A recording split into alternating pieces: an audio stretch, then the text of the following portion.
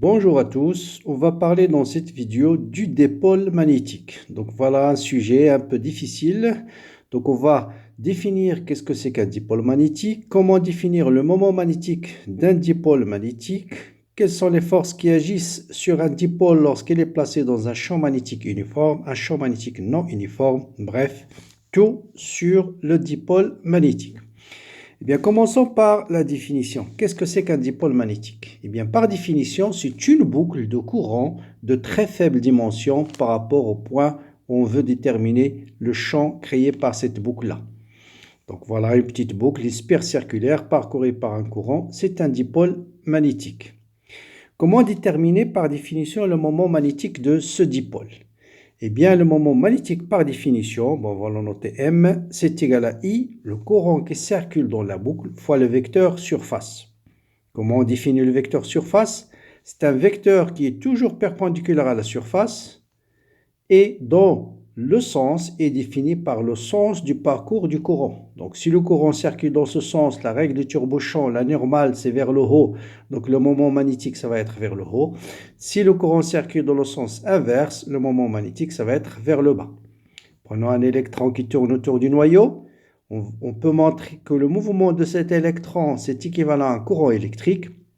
Et si le courant circule dans ce sens-là, le moment magnétique, ça va être vers le bas. Donc, vous voyez, c'est l'inverse du moment cinétique. Donc, voilà la définition d'un dipôle magnétique et du moment magnétique associé. Comment déterminer le champ magnétique créé par un dipôle magnétique? Eh bien, on va essayer d'abord de déterminer le potentiel vecteur créé par un dipôle magnétique. Donc là, je vais vous donner deux méthodes. La première, c'est par analogie avec le moment dipolaire électrique. On sait qu'un dipôle, un ensemble de deux charges égales et opposées, possède un moment dipolaire petit p qui est égal à Q fois la distance qui sépare les deux charges. Et ce moment dipolaire crée un potentiel scalaire en un point R très supérieur par rapport au dipôle qui est donné par 1 sur 4 pi epsilon 0 P scalaire U sur R carré. C'est un scalaire. Donc, par analogie, en général, pour passer des résultats de l'électrostatique à la magnétostatique, il suffit de remplacer y0 par 1 sur μ0. Et donc, le potentiel vecteur, ça sera μ0 sur 4pi, le moment dipolaire par le moment magnétique, vectoriel U sur R carré. U, c'est le vecteur unitaire dirigé du centre du dipôle vers le point où on calcule le potentiel vecteur. Bien sûr, ici, c'est un produit scalaire parce que c'est un potentiel scalaire. Là, c'est un produit vectoriel parce que c'est un potentiel vecteur.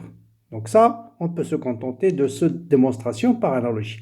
Mais on peut le retrouver aussi en utilisant la définition même du moment du potentiel vecteur créé par une boucle de courant.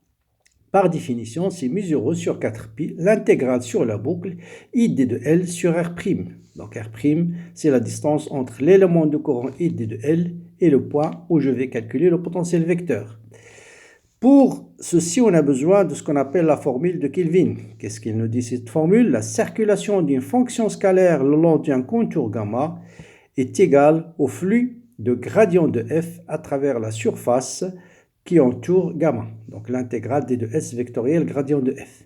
Donc on va l'appliquer ici en utilisant la fonction scalaire 1 sur R'. Donc le potentiel vecteur, ça sera μ0 i sur 4pi, l'intégrale de 1 sur R' d de L, ça sera l'intégrale d de S vectoriel gradient de 1 sur R'. Or, gradient de 1 sur R par rapport au point ici, P, c'est, on a déjà fait ça dans une vidéo, j'ai déjà démontré le gradient de 1 sur R, c'est R' sur R' au cube. Or, en général, l'approximation dipolaire, c'est que la dimension de la boucle elle est très petite par rapport au point où on veut déterminer le champ et le potentiel. Donc, si on est très loin de la boucle, on peut prendre comme approximation R' sur R' au cube, c'est de l'ordre de R sur R au cube. R, c'est la distance entre le centre O et le point M. Donc, ce vecteur, il est le même, cette distance est la même, quel que soit le point de la boucle. Ceci va simplifier un peu le calcul, parce que R sur R au cube, ce sera une constante. L'intégrale d de S, ce sera le vecteur surface S. Or, I fois S n'est autre que le moment magnétique. Donc, je retrouve mon expression du potentiel vecteur, c'est μ0 sur 4pi m vectoriel R sur R au cube. Je peux introduire le vecteur unitaire U qui est par définition R sur R et dans ce cas-là, je retrouve la formule qui est mu0 sur 4pi m vectoriel U sur R carré. Donc voilà le potentiel vecteur créé par le dipôle magnétique. Bien, si on connaît le potentiel, on peut bien sûr déterminer facilement le champ magnétique par la fameuse relation B égale à rotationnelle de A. Donc voilà une boucle de courant, on lui associe un moment dipolaire M et à la distance R repérée par le vecteur unitaire U, on sait que le potentiel vecteur c'est mu0 sur 4pi m vectoriel U sur R carré. Donc, vous voyez bien que m vectoriel U, hein, c'est le module de m fois le module de U fois sinus de l'angle entre les deux. Et EZ vectoriel U, c'est E phi. Donc, le potentiel vecteur va avoir une composante suivant E phi qui dépend de R et de θ. Maintenant, pour déterminer le potentiel champ magnétique, il faut faire très attention. Dans les livres, des fois, on trouve le potentiel en coordonnées sphériques, le champ magnétique en coordonnées sphériques, des fois en coordonnées cylindriques. Donc, si j'utilise les coordonnées sphériques, donc ça, c'est R, θ, ce sont les coordonnées sphériques classiques. Donc, je prends le rotationnel d'un vecteur V quelconque en coordonnées sphériques et je ne garde que la composante de V qui est suivant E phi, parce que le potentiel vecteur est suivant E phi. Et je ne garde que les dérivés par rapport à R et par rapport à θ. Et si vous prenez l'expression de rotationnel en coordonnées sphériques, vous allez voir qu'il va vous rester uniquement ce terme, la dérivée de sinus θ V de phi par rapport à θ, suivant ER, et la dérivée de R V de phi par rapport à R, suivant Eθ. Tous les autres composantes de rotationnel vont être nulles. La dérivée par rapport à R est égale à 0, et bien sûr, V de R égale à V de θ égale à 0. Donc, vous remplacez dans l'expression de rotationnel V de R, V de θ par 0. Vous ne laissez que la composante V de phi, et en remplaçant V de phi par cette expression-là, donc je laisse le soin de faire un petit calcul, c'est pas compliqué. Vous allez trouver facilement que B a deux composantes. Une composante suivant ER qui est 2 mu0 m sur 4pi r au cube cosinus θ. Suivant Eθ, mu0 m sinus θ sur 4pi r au cube. Et bien sûr, pas de composante suivant E phi. Donc le champ magnétique va avoir une composante suivant ER en coordonnées sphériques. Donc voilà, en coordonnées sphériques. Donc moment magnétique mu va avoir une composante suivant ER et une composante suivant Eθ. Donc voilà, le champ magnétique est quelque part ici. Bien, mais on peut donner aussi les composantes de ce vecteur en coordonnées cylindriques. Donc il suffit d'exprimer le potentiel vecteur en coordonnées cylindriques. Donc là, il faut faire apparaître les coordonnées cylindriques qui sont ρ et phi. Or, sinus θ, c'est ρ sur R. Donc, il suffit de remplacer ici sinus θ par ρ sur R. Et bien sûr, R en coordonnées cylindriques, c'est racine carrée de ρ carré, racine carrée de ρ carré plus z carré. Donc, voilà, j'ai exprimé le potentiel vecteur qui ne dépend cette fois-ci que de ρ et de z et qui est toujours suivant E phi. Donc, là aussi, il suffit d'utiliser les composantes de rotationnel en coordonnées cylindriques et vous allez déterminer en particulier la composante suivant ρ, c'est moins d de a de z, moins d de a de phi sur d de z. Et ça va vous donner cette expression-là, moins mu0 m sur 4pi, z fois ρ sur ρ carré plus z carré à la puissance 5 demi. Bien. Je vous rappelle que ce résultat, je l'ai déjà démontré dans une autre vidéo. Vous allez trouver la description dans la vidéo, qui est en fait le champ au voisinage de l'axe d'une sphère circulaire. On a montré qu'au voisinage d'une sphère circulaire, le champ a deux composantes, une composante suivant Z et une composante suivant ρ. Et c'est ça, cette composante suivant ρ, j'ai trouvé exactement le même résultat qui est ici. Donc le lien de la vidéo, vous pouvez le trouver dans la description de cette vidéo-là. Bien. Donc voilà, et bien sûr, on peut déduire B de Z aussi si on veut. Maintenant, on va passer à la force qui s'exerce sur un dipôle. Et là, il faut distinguer deux cas. Cas d'un champ magnétique uniforme et cas d'un champ magnétique non uniforme. Si on prend par exemple un dipôle magnétique de moment magnétique M, très loin du dipôle, je vais placer une spire de très faible dimension, de rayon très petit. Et dans cette approximation, si D est très grand devant R, on peut considérer que le champ magnétique créé par ce dipôle est pratiquement constant au niveau de la surface de cette sphère. Dans ce cas-là, je peux calculer la force par deux manières, soit par la force de la place, c'est I d de L, le courant qui circule dans la spire vectorielle, le champ créé par le dipôle magnétique, Or, dans ce cas, on suppose que B est uniforme, donc cette intégrale, la force totale, ce sera l'intégrale sur D de L. Et bien sûr, l'intégrale sur D de L suivant un contour fermé, c'est 0. Vous ajoutez ce vecteur à ce vecteur, à ce vecteur, à ce vecteur, à ce vecteur. Donc sur une boucle fermée, c'est 0. Vous avez une autre manière de calculer la force en utilisant l'énergie potentielle d'un dipôle et l'énergie potentielle magnétique. On sait que l'énergie potentielle d'un moment magnétique, c'est moins m scalaire B. Bon, on peut la démontrer en utilisant l'énergie potentielle, c'est moins I fois le flux. Le flux, c'est B scalaire S. Et bien sûr, I scalaire S, c'est M. Donc l'énergie potentielle d'un dipôle magnétique en présence d'un champ magnétique, c'est moins M scalaire B. Or, la force est égale à gradient de M scalaire B. Donc si M est suivant au Z, B est suivant au Z, M scalaire B va se réduire à M fois B. Si B est constant, on retrouve notre force qui est égale à 0. Donc, un dipôle placé dans un champ magnétique uniforme est soumis à une force qui est égale à 0. Et on va voir que, vous voyez, par exemple, si vous avez un champ magnétique uniforme, vous allez une boucle de courant, s'il est placé dans un champ magnétique uniforme, faites I de L vectoriel B, ça va vous donner une force dans ce sens-là. Et prenez l'élément opposé, I de L, ça va donner une force dans l'autre côté. Donc, cette vecteur plus celui-là est égal à 0, et ça, c'est valable, quel que soit l'élément de courant I de L. Donc, on peut parler d'un couple de forces.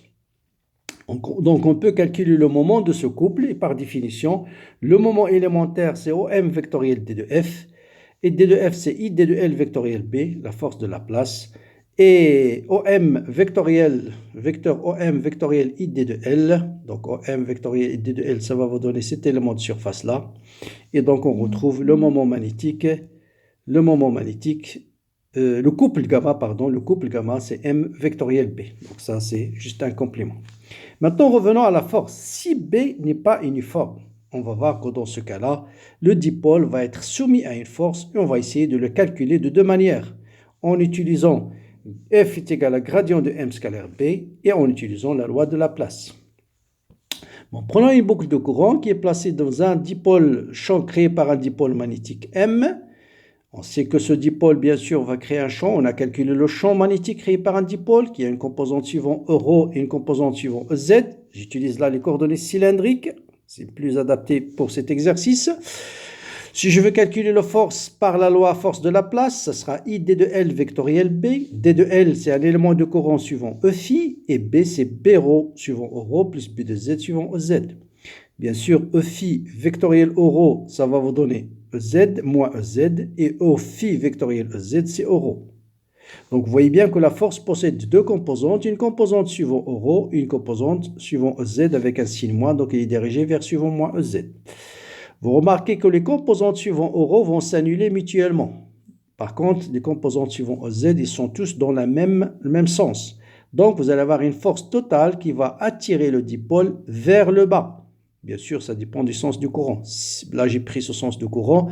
Si on change le sens du courant, ce sera une force qui va être dirigée vers le haut. Et cette force, donc là, la composante suivant ρ va donner une résultante nulle. Et la composante suivant Z va donner une force qui est égale à moins I de L fois B de ρ suivant Z. Et l'intégrale D de L, c'est 2pi grand R fois B de R. Fois la composante de B de ρ, composante de B suivant ρ. D'accord? Et je rappelle que la composante de ce B suivant ρ, j'ai déjà calculé, déterminé dans cette vidéo-là. Et voilà, et je n'ai pas donné le résultat, je vais vous donner le résultat ici. Bien. Donc voilà la force. Maintenant, je peux le déterminer par gradient de M scalaire B. Donc M est suivant au Z, B c'est B ρ suivant ρ plus B de Z suivant. Voilà l'expression dont j'ai parlé. Dans une vidéo précédente, j'ai calculé le champ au voisinage de l'axe d'une spire et j'ai montré qu'il possède deux composantes. Il possède une composante suivant Z, c'est B de Z et B de ρ. Et j'ai montré que B de ρ, bon, je l'ai noté ici ρ, c'est moins le rayon de la spire sur 2 D de B de Z sur D de Z. Donc, gradient de M EZ scalaire B, donc vous voyez bien EZ scalaire ρ c'est 0, il va vous rester juste M fois D de B de Z sur D de Z. Et là, c'est cette expression-là. c'est égal à 2 fois B de ρ sur le rayon. Donc 2m fois B de ρ, bon là je note partout B de ρ au lieu de B de R sur le rayon. Et remplaçant M par IPR carré, vous voyez que je retrouve exactement la même force que j'ai trouvée ici. Donc moins 2pi, moins 2ipi fois R, B de R. Et bien sûr, bon ça c'est B de R ou bien B de ρ. B de ρ, on va garder partout. Et bien sûr, en prenant l'expression du champ créé par une spire circulaire, vous pouvez calculer d de B sur d de Z et déterminer l'expression totale de cette force-là. Donc voilà pour cette vidéo qui certainement vous a amené beaucoup d'informations sur le dipôle magnétique. Donc qu'est-ce que c'est qu'un dipôle? Comment calculer le champ créé par un dipôle? Voilà la base qu'il faut connaître. Après, la force qui s'exerce sur un dipôle dans un champ uniforme, dans un champ non uniforme. Et voilà, et la notion de dipôle magnétique, elle est très très importante dans beaucoup de domaines. Dans la résonance magnétique nucléaire, elle est importante dans le magnétisme nucléaire, dans l'origine microscopique du magnétisme, elle est importante dans l'étude du milieu aimanté. Donc c'est une notion fondamentale à connaître, comme d'ailleurs le moment dipolaire électrique. Voilà, n'hésitez pas bien sûr à partager cette vidéo, très intéressante à mon avis. Bon courage, bonne continuation et à très bientôt.